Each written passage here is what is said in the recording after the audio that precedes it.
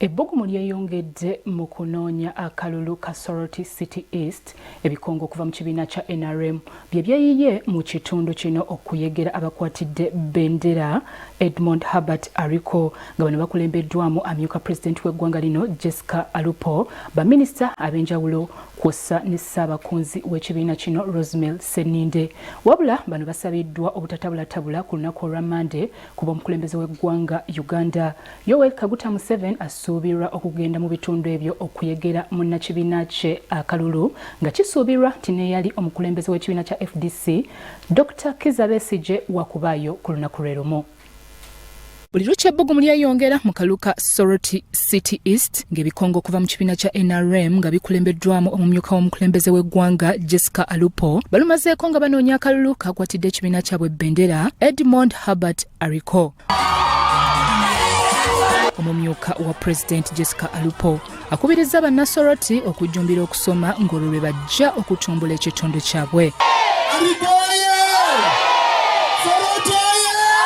Nolwe lunaku olwokusatu nga bavuganya ku kifo ky'obubaka bwa Parliament mu lukiiko lw'eggwanga ku kifo kya Soroti City East batalaga ebitundu eby'enjawulo okunoonya akalulu akanaabatuusa ku buwanguzi. Enkalu ziri wakati wa munna NRM Edmond Herbert Ariko ne munna FDC Moses Atan nga buli nkambi ewaga okuwangula ekifo kino.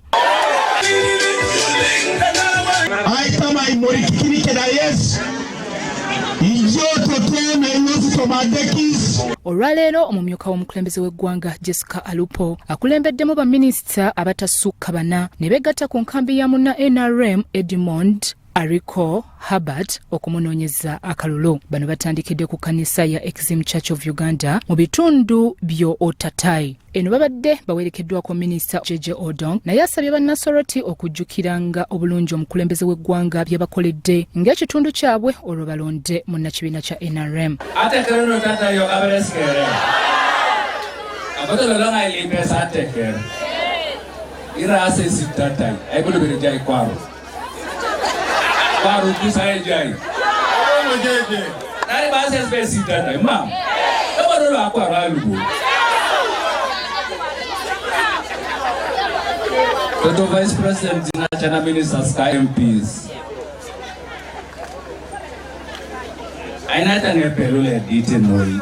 Ssaabakunzi w'ekibiina kya NRM Rosemary Seninde ategeezezza nti nga banna NRM mu Soroti bwe balindiridde obulindirizi okusuula akalulu kaabwe ng'era basuubira buwanguzi. Njagala nnyo okwebaza bannasoroti kubanga balaza amaanyi era bakakasizza nti bagenda kuwagira ekibiina kya NRM. Ekyo nno kiraga nti bategedde obuvunaanyizibwa bw'omuntu okuwagira gavumenti eri mu buyinza.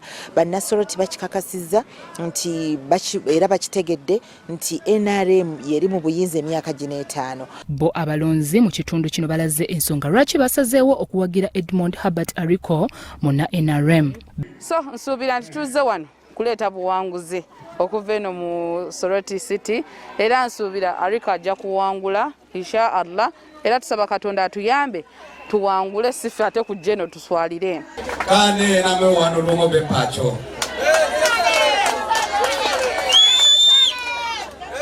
Ibyebu nango kitameti ekede anatin wun kane nen pacho. Mojanga teko ya mokede wu tindi kana tekele kopatot. The NRM candidate Honorable Herbert Edmond Ariko, no vice president of Kenya. Biasali Hakim, Salt TV, Omunyo.